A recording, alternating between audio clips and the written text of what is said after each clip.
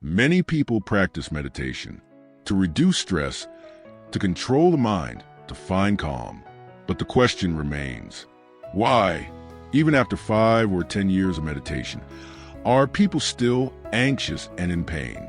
Meditation can release tension momentarily, but the root of suffering does not disappear, because most meditation only ends up suppressing the senses. You can suppress the senses, but memory remains. Within memory lie repressed emotions, accumulated attachments, and that memory generates new thoughts.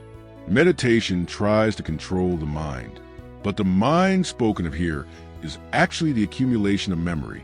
Memory is one of the workings of mental capacity. Mental capacity is not a separate function of sense, memory, and thought, but a unified ability that appears together at each moment. In the moment of sensation, that sensation recalls memory. Memory stirs up thoughts, and thoughts again reflect on the sense. This flow arises on its own without our control.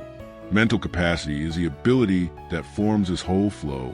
Mental capacity cannot be controlled or possessed.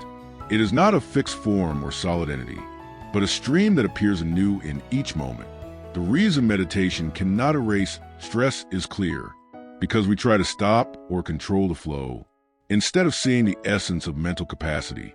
Things that are sensed, thought, and remembered arise and disappear by themselves. But the moment we try to hold on to what disappears, the pain intensifies and lingers longer. Memory is also one of the workings of mental capacity.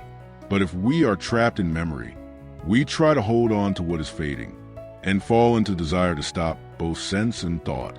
Yet the workings of mental capacity cannot be eliminated or controlled. They must be understood as a stream that cannot be held and appears moment by moment. Stress is not just a state of the mind. It is a misinterpretation of mental capacity, a flow that has lost its direction, constructed from memory and attachment. The very thought of wanting to eliminate stress reinforces the loop that generates it again. The more you repeat that thought, the more your mental capacity becomes accustomed to that direction, just like a path that forms when walked repeatedly. Repeated thoughts become the path where mental capacity dwells. The reason meditation cannot eliminate suffering is because it does not penetrate the structure of suffering. Suffering arises from the illusion of holding on to what seems to exist, whether it is the mind, thought, or self. The moment you cling, suffering begins. Sense and thought seem to arise, but they do not remain even for a moment. The reason meditation fails to eliminate stress is because it does not see the essence.